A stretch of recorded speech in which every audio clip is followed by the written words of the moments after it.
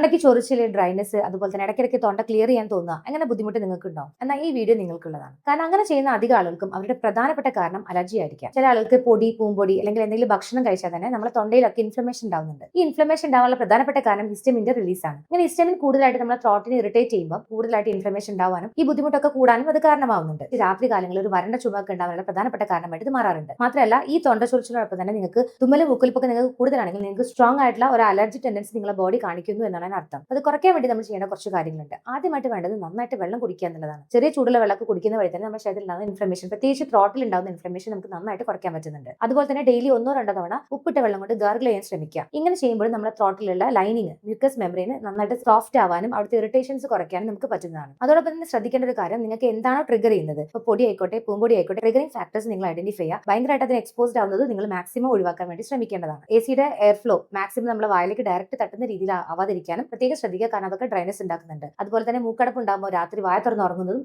വായിലെ ഡ്രൈനസ് കൂട്ടാനും തൊണ്ടയിലെ ചൊറിച്ചിൽ ഉണ്ടാക്കാനും കൂടുതലായിട്ട് കാരണമാവുന്നുണ്ട്. അപ്പോൾ കാരണം എന്താണെന്ന് കണ്ടെത്തിയിട്ട് അതിനുള്ള ഒരു ട്രീറ്റ്മെന്റ് ആണ് നമ്മൾ എടുക്കേണ്ടത്. ഇതോടൊപ്പം നിങ്ങൾ ശ്രദ്ധിക്കേണ്ട ഒരു കാര്യം എന്ന് പറഞ്ഞിട്ടുണ്ടെങ്കിൽ പ്രോപ്പർ ആയിട്ടുള്ള അലർജി ട്രീറ്റ്മെന്റ് എടുക്കുന്നത് വഴി തന്നെ നമുക്ക് ഈ ബുദ്ധിമുട്ട് നല്ല രീതിയിൽ മാറ്റിയെടുക്കാവുന്നതാണ്. കാരണം അലർജിയുടെ ഘടകങ്ങൾ ബ്ലഡിൽ കൂടുതലായതുകൊണ്ടാണ് നിങ്ങൾക്ക് ഇത്തരം ബുദ്ധിമുട്ടുകൾ കാണിക്കുന്നത്. പ്രോപ്പർ ആയിട്ടുള്ള അലർജി ട്രീറ്റ്മെന്റ് എടുക്കുമ്പോൾ നമുക്ക് ഈ ബുദ്ധിമുട്ടൊക്കെ നന്നായിട്ട് കുറഞ്ഞു വരുന്നതാണ്. തൊണ്ട ചൊറിച്ചിൽ കുറയ്ക്കാനുള്ള ബാക്കി ഡീറ്റെയിൽസ് നിങ്ങൾക്ക് അറിയണമെന്നുണ്ടെങ്കിൽ താഴെ കമന്റ് ചെയ്യൂ. അലർജിയുമായി ബന്ധപ്പെട്ട എല്ലാ വിവരങ്ങൾക്കും വേണ്ടിയിട്ടും ഈ അക്കൗണ്ട് ഫോളോ ചെയ്യൂ.